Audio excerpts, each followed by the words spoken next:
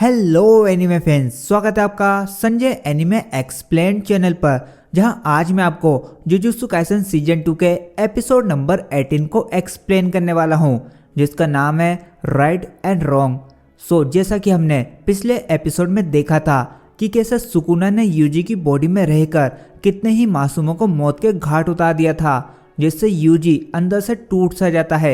उसे अपने दोस्तों परिवारों की वही बातें याद आती हैं जिसमें वो यूजी को कमजोरी की रक्षा कर उन्हें बचाने को बोलते हैं। साथ ही सुकुना की आवाज भी उसके कानों में गूंजती रहती है, जो कि इस सब का जिम्मेदार यूजी को ही ठहराता है कि अगर वो ना होता तो इतने लोग आज मरते ही नहीं। पर यूजी यही कहता है कि मैं फिर से नहीं हारूंगा। वहीं दूसरी ओर हम नानामी को देखते हैं, जो कि आधा जला हुआ होता है। नानामी यहाँ खुद को एक बीच पर इमेजिन करता है, क्योंकि अब वो बहुत ही थक चुका है इन सब चीजों से।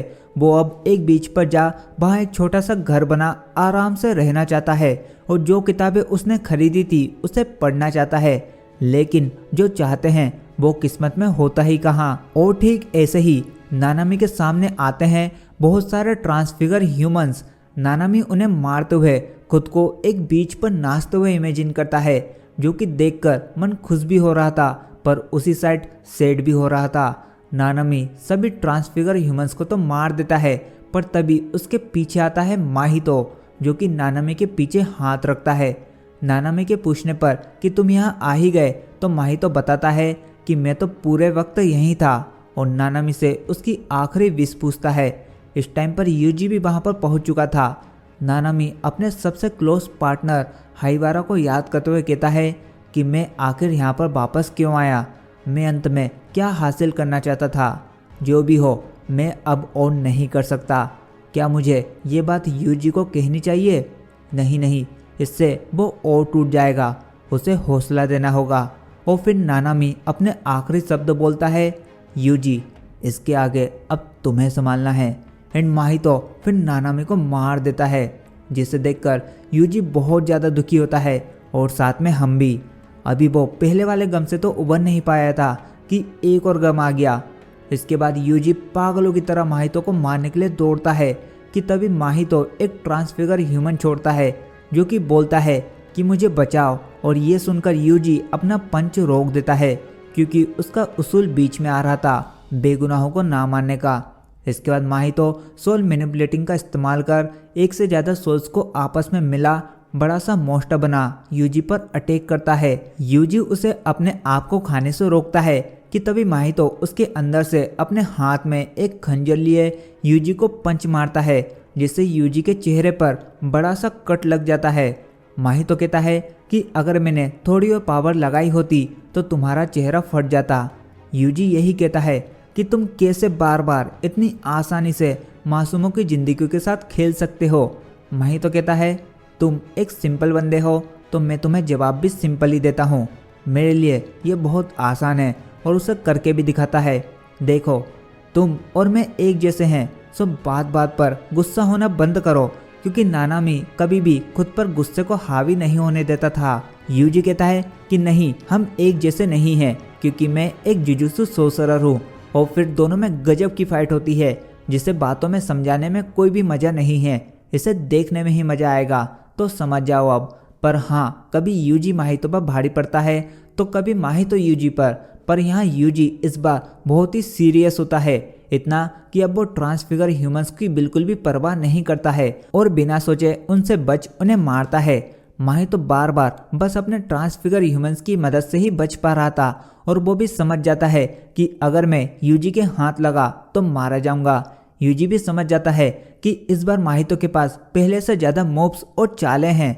तभी माहितो वहाँ से भागता है, जिसका पीछा करते हुए यूजी को दो इंसान मिलते हैं, जो कि यूजी को यहाँ से जाने को बोलते हैं, क्योंकि यहाँ पर बहुत ही खतरा है।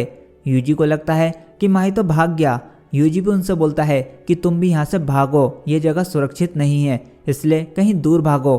कि तभी एक के मुंह से माहितो का हाथ निकलता है, जो कि यूजी को एक जोरदार पंच मारता है। और ये सब तो बस माहितो की चाल रहती है, जिसमें यूजी बड़ी ही आसानी से फट जाता है। माहितो कहता भी है कि क्या तुम गधे हो, तुम्हें और मैच्योर होना चाहिए। और मन में ही कहता है कि यूजी की दिमागी हालत अभी कुछ ठीक नहीं है, ये अच्छे से कुछ भी नहीं सोच पा रहा है। साथ ही हमारे पास अभी बैकअप के लिए हुकुम का इक्का भी तो बचा है। तभी हमें अभी से 2 घंटे पहले का सीन दिखाया जाता है, जहां डेगिन बहुत सारे इंसानों को खा रहा होता है, जिसे देखकर माहितो को बड़ा ही मजा आता है।